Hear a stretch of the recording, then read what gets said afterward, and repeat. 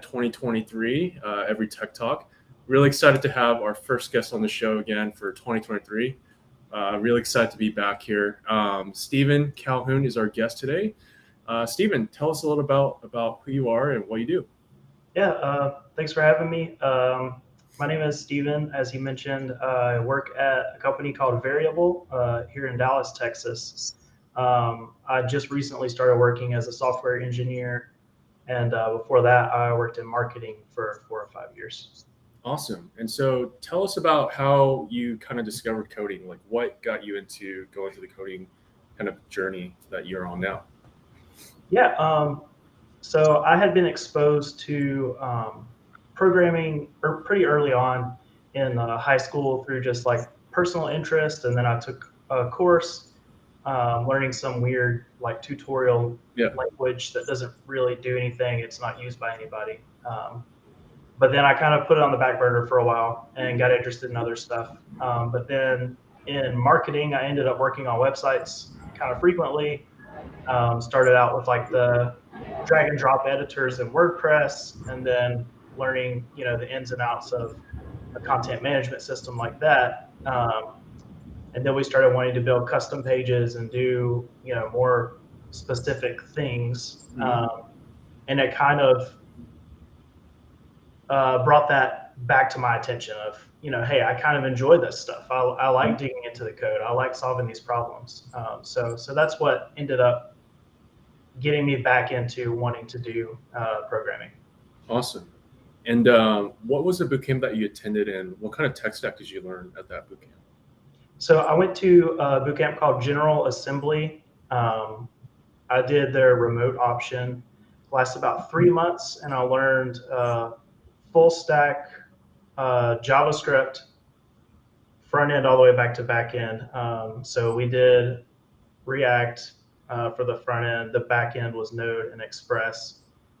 We did spend a couple of weeks learning Python and Django as a different backend framework. But then they let us choose what we wanted to do for our final projects. So. Gotcha. Oh, that's awesome. So that you learned two languages when you were at the boot camp. Did you feel like that was, do you see that as like an advantage, or do you felt like that was a little bit more overwhelming that they throw another language at you, like especially in the 3 months? That's not a lot, especially. So what did you think about that? Yeah. I thought learning another language was good to show what's going to be pretty similar no matter what environment you're programming in, and just give you a taste for the different ways that you can solve problems. Because learning Python, they have different ways of like interpreting arrays and strings and all that stuff. That's just there's different methods and there's different ways of looking at the problem. So that helped me, but it was also same side of that coin. Other side of that coin is it's just sort of frustrating to deal with the quirks of a new language when you're just starting out in a boot camp. And like you just got your feet under you in JavaScript, and now they're like, okay, throw semicolons out the window. Now we're going to indent everything, and you have to indent it this specific way. It was just, yeah, it was very different, very challenging, but I guess survivor bias, making it out the other side. I'm like, well, I'm glad I went through it. But definitely don't want to touch Django again. Just personal opinion. So, sounds like some people should stay away from that, huh?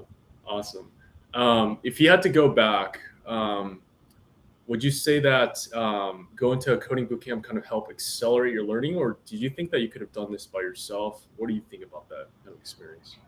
I did a lot of thinking about that before I started the boot camp, and just had to be real with myself. I think it's a very personal decision, whether you want to do it alone or do it with a group of people. But for me, I knew that without the accountability that a boot camp provides, and that kind of group effort of, we're going to do this for this set amount of time, and we're all holding each other accountable to being here every day. Without that, I don't know that I would have done it at all, much less in 3 months. Yeah. It's just, it takes a lot to push through all those hurdles alone, I would imagine. I didn't even try alone. I did some courses alone just to get my feet wet. And it took me so much longer doing it on my own than it did when it's like, okay, we as a group, we're going to hunker down and we're in this together. That was the most valuable part of it to me. Gotcha. Awesome. And so you talked about a lot of the turbulence in your boot camp. Tell me about what some of the challenges were that you faced during the boot camp, and then maybe where you're today. Like, what are some of the current challenges you face as a junior engineer that you want to share? So I would say first in the boot camp, the challenges were more around just understanding the flow of code. The syntax and stuff, that's just, you just have to learn how to do that. And that just takes some time, I think. But the flow of code and what order everything happens in, and then how to make that neat and readable was like the big hurdle in the boot camp, because like what I wrote on Monday and Tuesday, I would come back to on Thursday and Friday and be totally confused. And so I would have to like relearn my own code because I hadn't really developed a standard way of doing things.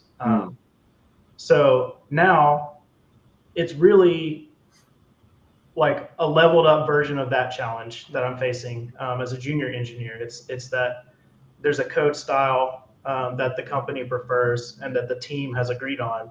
And then I might prefer to do it this way. And then during a PR, it's like, hey, we've all agreed to do it this way. And so I'm like, oh yeah, that's right, I forgot about that. So then it's going back and making sure that what you're doing doesn't just work for you, but works on average for the most people possible.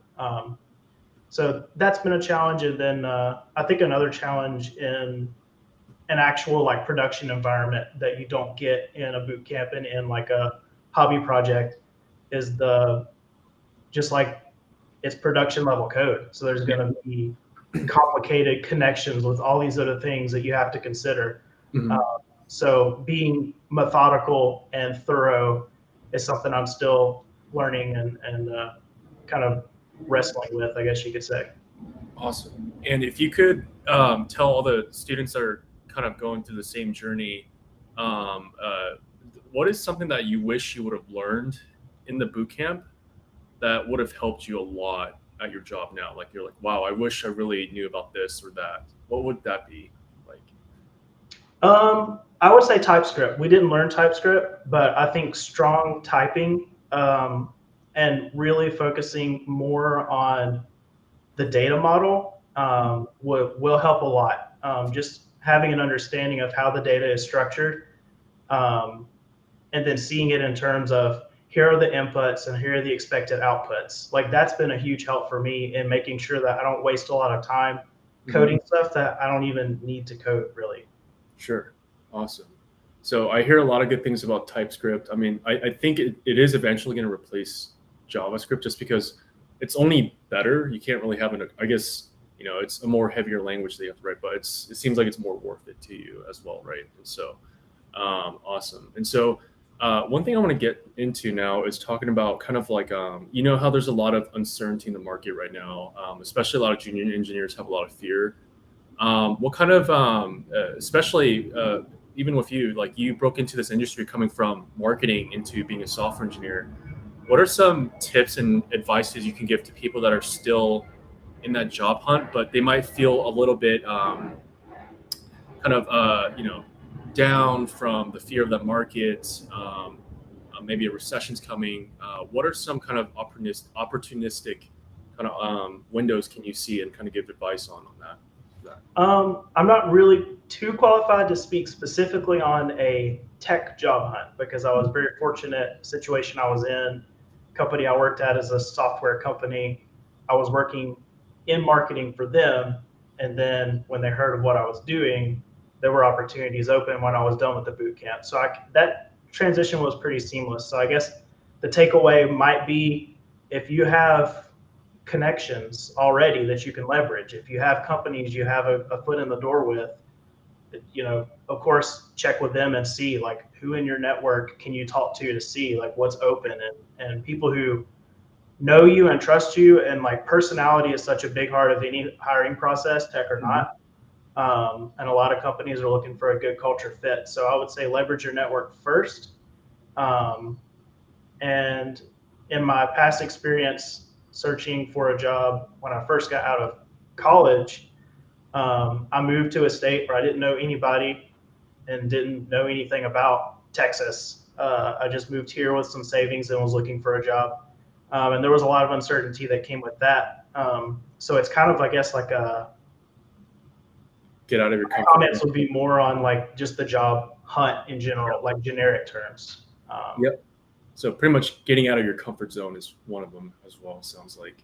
Yeah, it's really uncomfortable. But I think managing yourself will be the hardest part of it, and Yep. staying consistent in your search without sacrificing your quality of life, because it's really easy to just get so down on yourself when you're like, oh, I need to be searching 24/7. Like you can't operate effectively 24/7. Like you have to search a certain amount of time a day and then take a break and go do other stuff. Like you may Yep. even make connections that lead to a job while you're Yep. out compressing from looking for your job.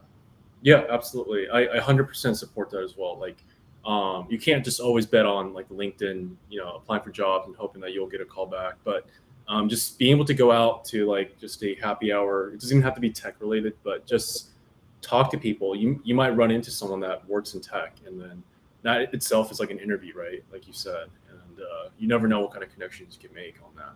And so that's a really good point. When it comes to, I know Veryable is really good at this, but what was your experience like within the first 6 months of? Has it been 6 months now that you've been a software engineer, or has it been close to that? What is that? 5 months? If you count the boot camp, 6 months. I'm Okay, a month free. Okay, let's count the boot camp on there. Yeah. So, how has your onboarding process has been like as a junior engineer at Veryable? What's that been like? Yeah. So my experience there was we have pretty much weekly check-ins with our manager. That's at least at first. We've gone through a huge team transition recently, so it hasn't been perfectly consistent. But we do have regular check-in one-on-ones with the managers.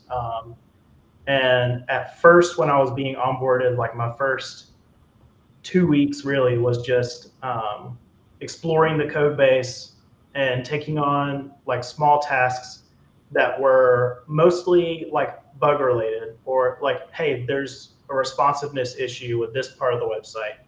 And I started on front end, and so the team there was more than happy to help with any questions I had.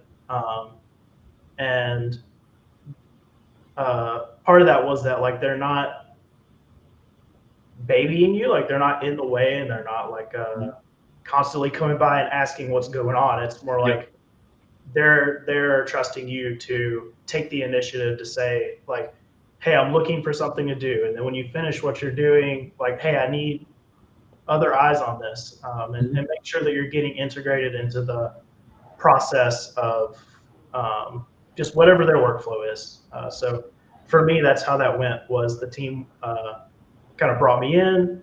I had the training wheels on. It was, hey, let's carve off something that we think is pretty manageable for you, knowing what you know, and then kind of work from there.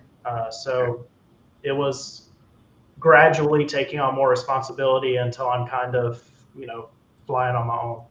Awesome. And what is the process that you usually take? When you take on, like when you were first there for the first couple of weeks as like an official software engineer, what is your strategic strategy when it comes to when you get like a defect or something?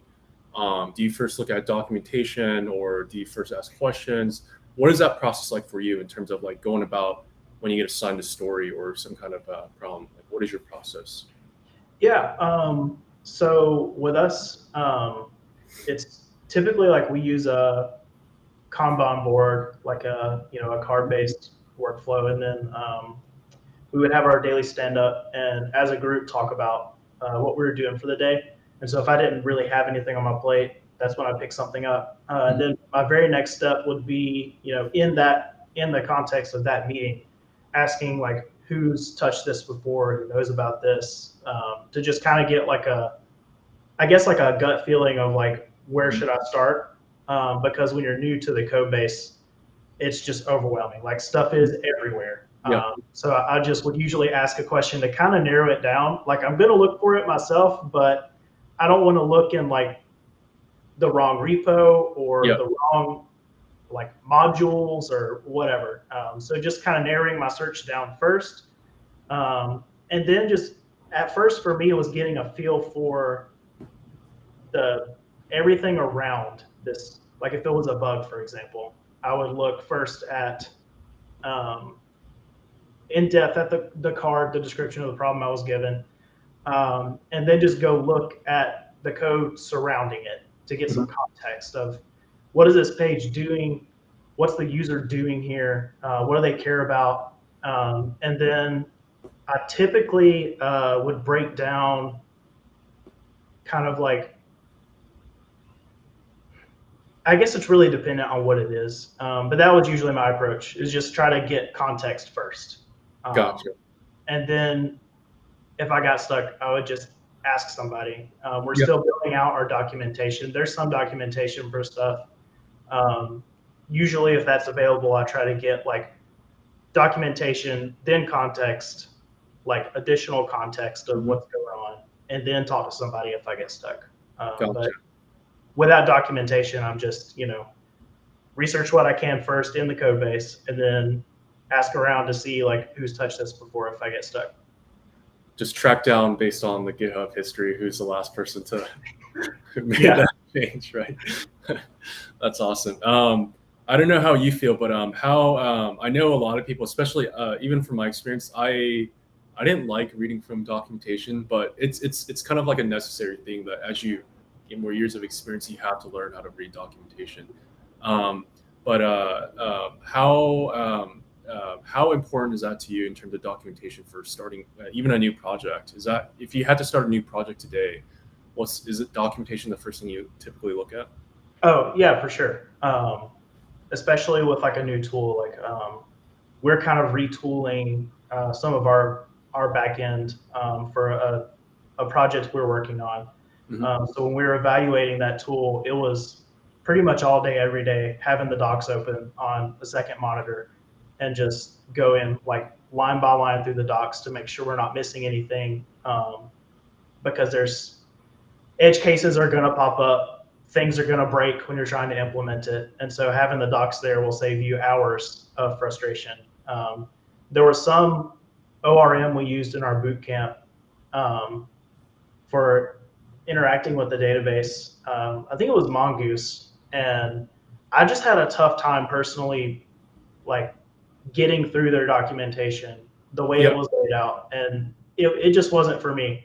So I would get frustrated so often and just close the documentation. I was like, I'm just going to wing it. I'll figure it out. And that was a terrible mistake. I always ended up going back to the documentation after wasting like 2 hours. So please don't do that. Please read the documentation.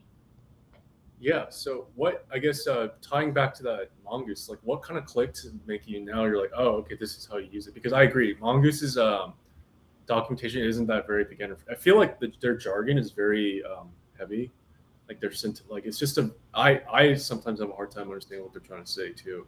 But what clicked for you to like see like, okay, this is how you use it? It's just kind of like just repetition and you getting your hands dirty and then seeing, oh, it works kind of thing. Is that kind of yeah, that's exactly it. It was just getting my hands dirty, okay. And being like, I don't know, I just kept banging my head against the docs until I understood it. That's what I was telling everybody. I was like, look, I don't like them either, but we just have to just keep trying to understand it, and eventually it clicks. I would say the only other thing I did besides just being stubborn was like Googling whatever I didn't understand, because I feel like sometimes documentation takes for granted that you know certain things, even if you don't. Uh-huh. So that's the point where you kind of pray that there's a Stack Overflow. yeah, that's the second browser tab you should always have open.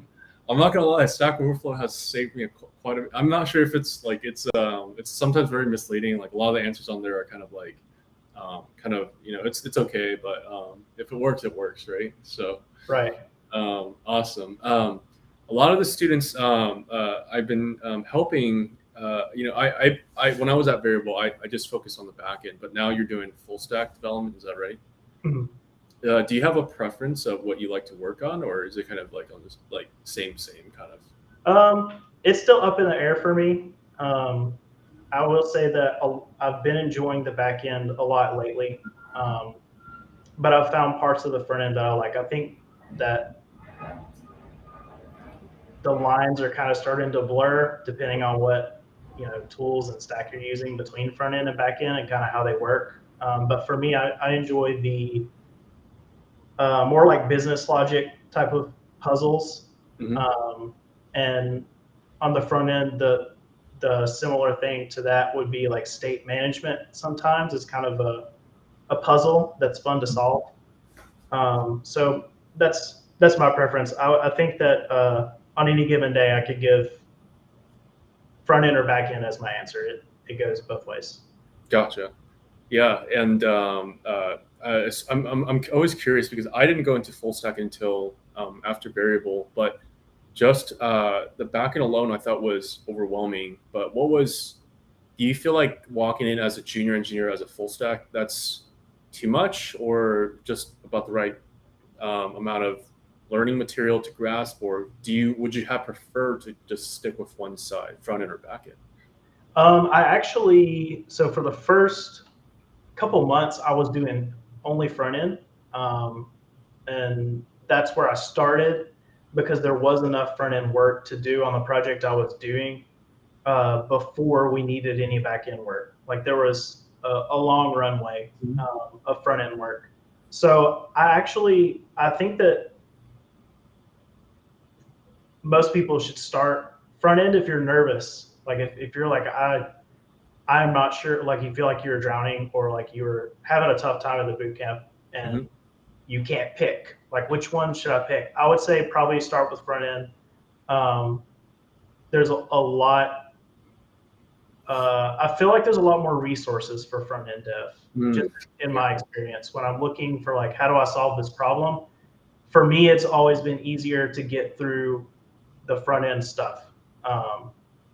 And it feels more narrow, just as in like, I'm worried about the browser and what's going to show up on the page. But then when you get into the back end, like in our code base, there's layers for everything. It's like an onion. We've been joking about that a lot lately.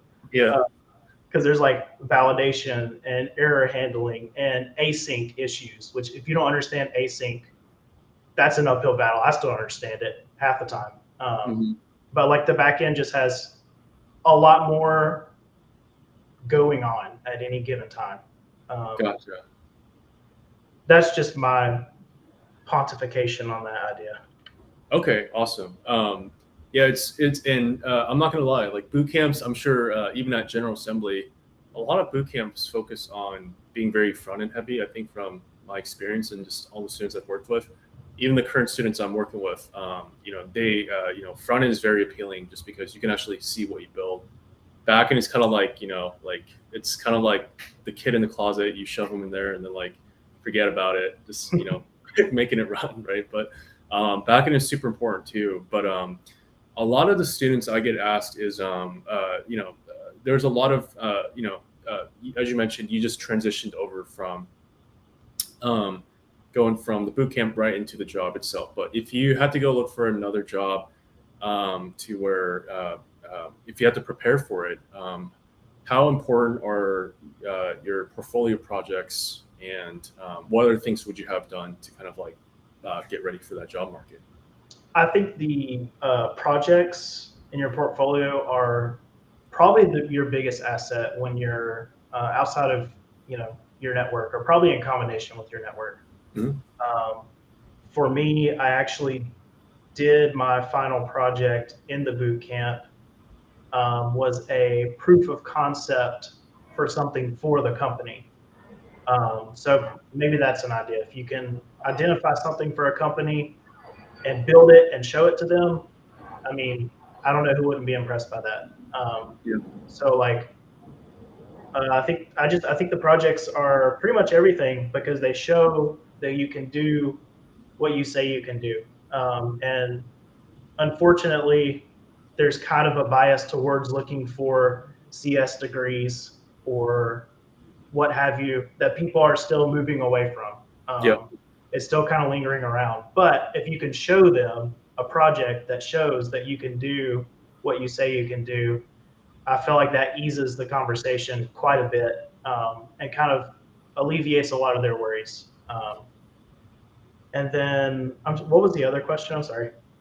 I think it was talking about more of projects, but also like how would you prepare for that? And I think you kind of tied that in with how the project's the main kind of star of the thing. So, but yeah, no, I completely agree. I did notice that a lot of companies are now transitioning over to where you don't need a CS degree, because in the end, as if you can code, that's all that matters. And so I got one last question for you, and then I think we got a couple of people watching. But if you do have a question for the viewers, definitely drop a question, and then I can ask Stephen for it. So definitely drop your question now. But one question for you, Stephen, is everyone keeps worrying about ChatGPT. So what is your opinion on ChatGPT, and then should junior engineers be scared about that? I think ChatGPT right now is fun to play with. I don't think it's taking our jobs anytime soon. You can ask it stuff and it spits out an answer that looks convincing, but I like to think of it as kind of like when you BS your way through a paper in college. If you don't dig into it too much, it looks and sounds good, but it's basically just very authoritatively stating something it's mashed together from a bunch of sources. So it's not always right, and even if it were, somebody has to manage it, test it, like all that code, even if you copied and pasted it into a file and made your PR, like stuff is gonna break. And then who's gonna fix it? Are you gonna ask ChatGPT to read your whole code base and fix it? Probably not. No, I 100% agree. I feel like that's the biggest question I've gotten every single time a student asks me is like, is it still worth going into being a dev? And I'm like, absolutely. ChatGPT, I look at it as a tool, not as a replacement, because it's still it's a great tool, but it's not going to replace anyone's job, even a junior dev's job, because as you mentioned, just like how auto driving is,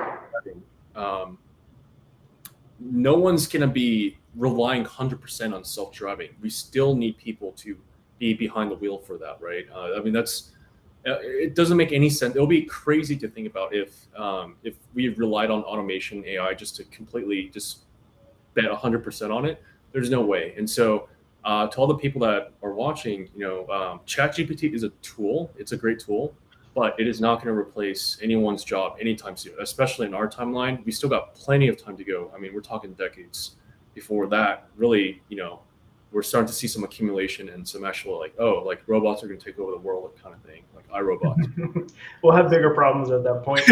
I wouldn't worry about it in our time generation. I'm not worried about it, but that's the biggest hot topic that I've gotten so far. But yeah, one thing to wrap up here, Stephen, and thank you so much, is what is one tip you can give to students right now that are maybe struggling but also persevering, and they kind of just graduate from a boot camp? Like, what kind of like motivational advice could you give them?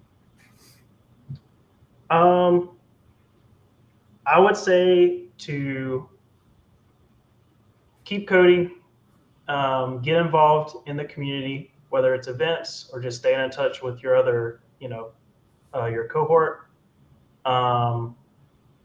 and just don't get too down on yourself. It's hard. Job search is hard. But you're going to make it if this is what you want. And if you're persistent, you'll figure it out. So that's all I have to say about that. Awesome. Short and simple. I like it. So appreciate your time again, Stephen. Thanks again to Stephen Calhoun, who's a software engineer at Veryable. And so if you want to learn more about getting additional help or additional services in the technology industry, definitely check out honolulu.com. I've listed the link to my company down below. But thanks again, Stephen, and happy Monday, everyone.